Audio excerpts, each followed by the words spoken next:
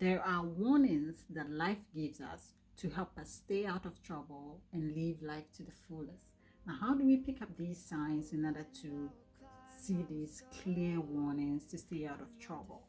Stay with me as I share one example and you relate that to your life and look at how you'll be able to change it or pick up the signs to make it better. Every experience you go through in life, you're supposed to pick some lessons from there and move on.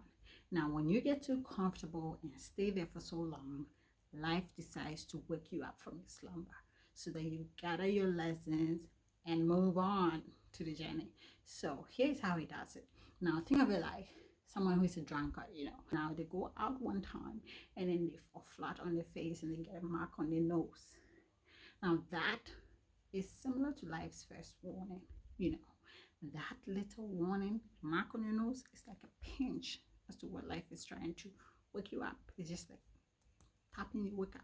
Now, when that drunkard doesn't get back to their senses to say, okay, now this is not good for me. I mean, I'm going to end up explaining why I have a broken nose to everybody I meet. So how about I just call it a quit and put my life in order?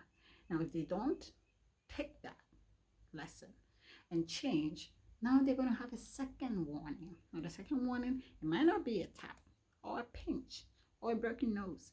It can end up being like falling flat in the middle of the road whilst a heavy duty machine is coming or truck is coming.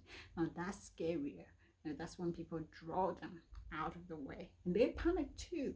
Now, the end of the day, that is bigger than the first warning. That is life's second warning, trying to get you to wake up from your slumber as a drunkard. And if you don't listen and you stay there on the third one,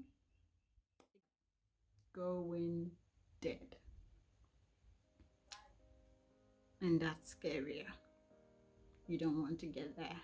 So always pay attention to the warnings life is giving you.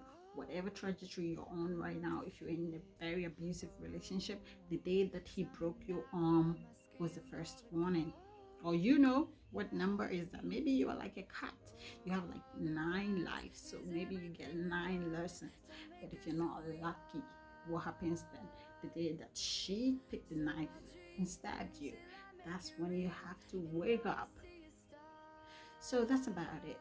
Don't wait until it's too late, because the longer you stay there, the harder the punch is going to be, the harder the kick is going to be, the harder the pinch is going to, the more painful you're going to feel it. So don't do that.